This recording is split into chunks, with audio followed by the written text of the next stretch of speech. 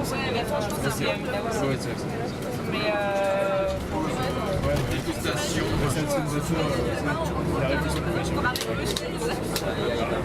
Si on prend le Bipôle, Rungis et Orly, vous avez plus de 65 000 emplois. Donc l'idée a été une répartition géographique des activités de façon à ce que les activités ne se gênent pas les unes avec les autres.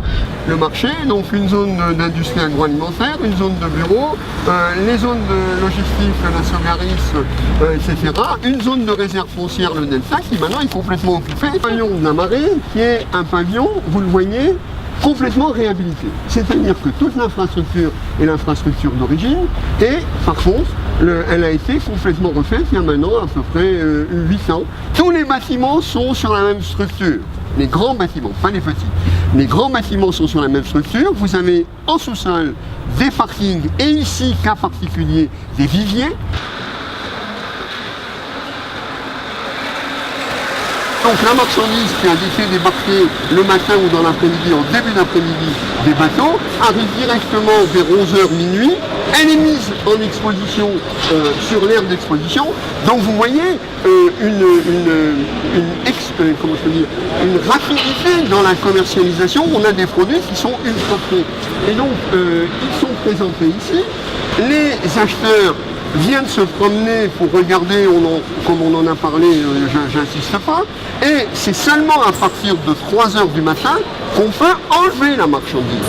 Il faut que tous les acteurs, c'est la loi de l'offre et de la demande, vous le comprenez maintenant beaucoup mieux, donc c'est la loi de l'offre et de la demande, donc un acheteur, il faut qu'il se fasse une idée de la quantité. Donc on n'a pas le droit, même si on a acheté à 2h30 un produit, on n'a pas le droit de le prendre tout de suite. On ne peut le prendre qu'à 3h, de façon à ce qu'on ait une bonne vision de l'offre et qu'on puisse se faire une idée des prix.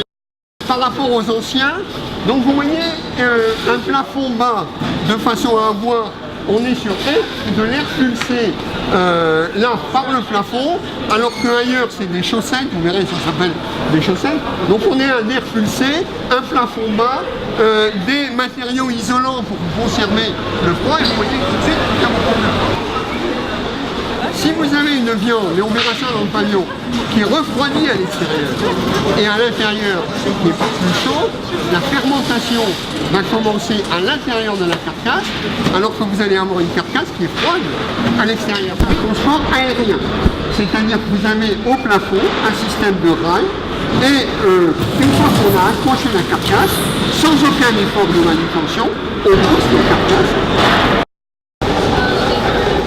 Ils achètent directement à la production, ils commencent à les faire affiner dans les entrepôts là-bas. Quand elles approchent de la période de consommation, ils les emportent ici et ils les mettent en sous-sol, et puis ensuite, donc, ils les commercialisent. Les fruits et légumes occupent la moitié de la surface couverte du marché. Donc là, on est un petit peu tôt, donc ils sont en train de sortir les marchandises, soit des frigos, des réserves qu'ils ont en dessous, donc même structure le bâtiment, parking et frigo en bas, zone de circulation et aire de présentation, les magasins qui sont à l'intérieur, c'est presque des entrepôts uniquement, et les coursives en haut avec les bureaux.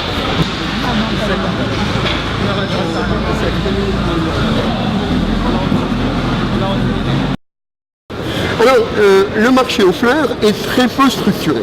C'est le plus fragile, je dirais. Et pour être tout à fait honnête, il appartient à plus de la moitié, entre 60 et 70% aux Hollandais. Si vous êtes un petit grossiste, vous n'existez pas par rapport à la grande distribution. Donc il faut les regrouper pour leur permettre d'avoir une capacité financière et de résistance importante pour pouvoir négocier avec la grande distribution.